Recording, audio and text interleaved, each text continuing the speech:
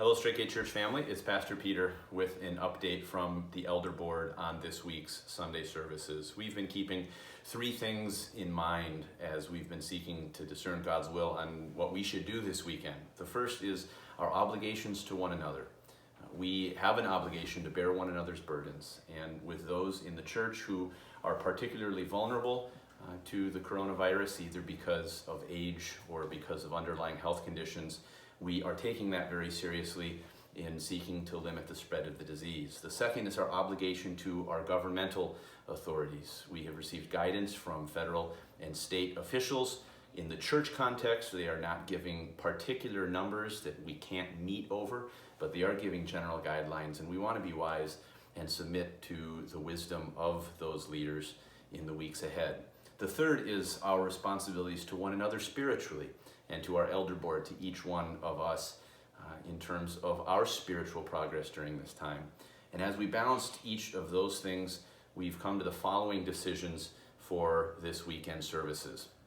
The first is as it relates to the bus ministry, both on Saturday morning bus calling and in our Sunday busing program. We will be canceling both Saturday bus visitation and our Sunday busing program.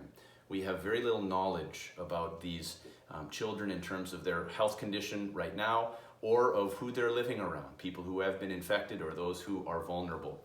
And for that reason, it didn't seem wise to us to put these children into crowded spaces of classrooms and of buses. And so we are going to be canceling that program for at least the next 2 weeks. We will reevaluate at that time. Also then, in terms of our 10 a.m. Sunday school hour, both for adults and for young adults and teenagers and children, we are also going to be canceling that program along the same lines of being in more crowded spaces, not being able to have the distancing measures recommended by our health officials. So we're not going to be having that 10 a.m. time at church this weekend. We don't want to forget about particularly our children from the community and our young adults and our adults. And because of that, we are going to be having, Lord willing, some live stream capabilities for Sunday school. I've asked Ben and Levi to put together a live stream program for our busing children during that 10 o'clock hour that they will be able to tune into. We'll have more details on that. I've also asked Kelvin, Todd, and Abby to have a live stream presentation for our young adults and teenagers, both in the church and outside the church. And we'll have more opportunities about that as well. And if you will be staying home this weekend, we hope that your children or teenagers and young adults will be able to participate in those times as well. Finally, our Sunday services at 11 a.m. and at 6 p.m. Both of those services will be going forward.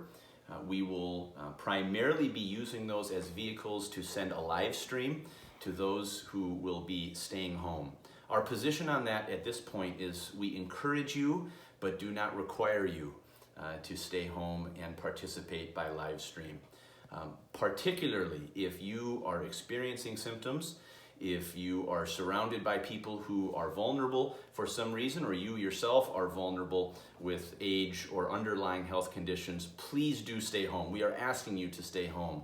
For others of you, as I said, we are encouraging as many people as possible to stay at home and participate by live stream, but we understand that there may be people who won't be able to receive this message before Sunday, or those who, perhaps because of their own social isolation at this point, are really craving human interaction. The church will be open for the 11 a.m. and 6 p.m. times, but we certainly are encouraging people to participate by live stream if possible. I think that raises another question for us as a church, is how we are going to continue to support and encourage each other during this time.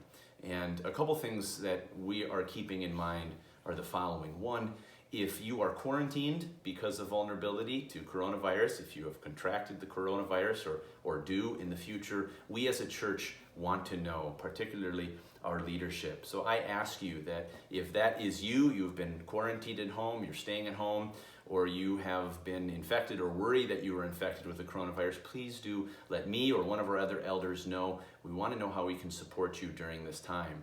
And also, if you are someone that has time or the desire to volunteer, maybe to pick up supplies for people who are quarantined at home, maybe to meet their needs in other ways, please do let us know. We'll be circulating an email on that front shortly so that we can make sure we're meeting the practical needs of one another and also of our families in the community to whom we minister.